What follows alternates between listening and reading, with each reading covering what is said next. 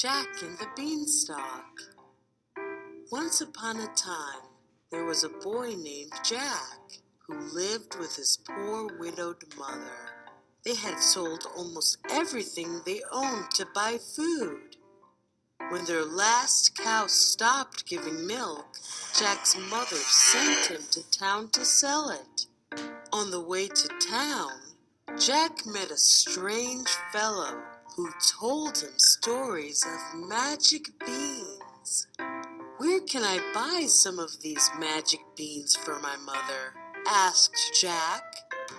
"I have the last 5 magic beans, and I will sell them to you because you are a good boy." The strange man smiled at Jack.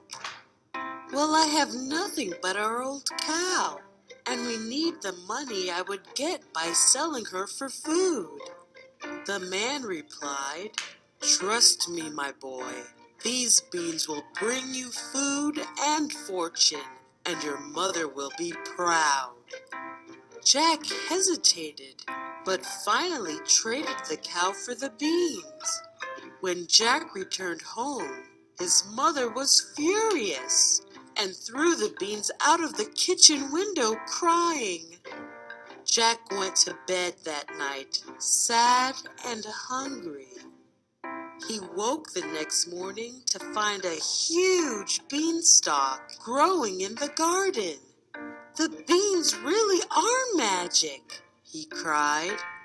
Jack saw that the stalk reached the clouds.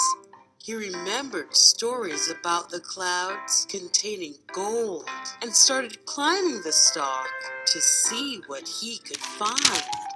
He climbed and climbed. When he got to the top, he saw a huge castle and headed for it.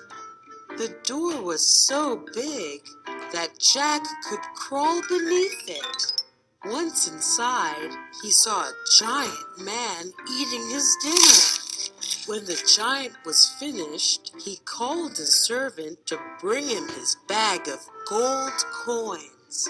While counting his money, the giant became drowsy and fell asleep. Jack crept up to the giant and stole his bag of gold. He struggled down the beanstalk with his money, and when he got to the bottom, he called for his mother. Jack's mother was very happy because this money was the same money that the giant had stolen from Jack's father many years ago. But she was also afraid.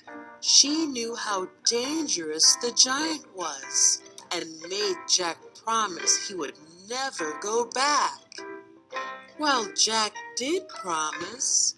After a while, the money began to run out. Jack began to wonder if he would find anything else in the castle. Once again, Jack decided he would go back up the beanstalk and back to the castle. Once again, he reached the castle and climbed under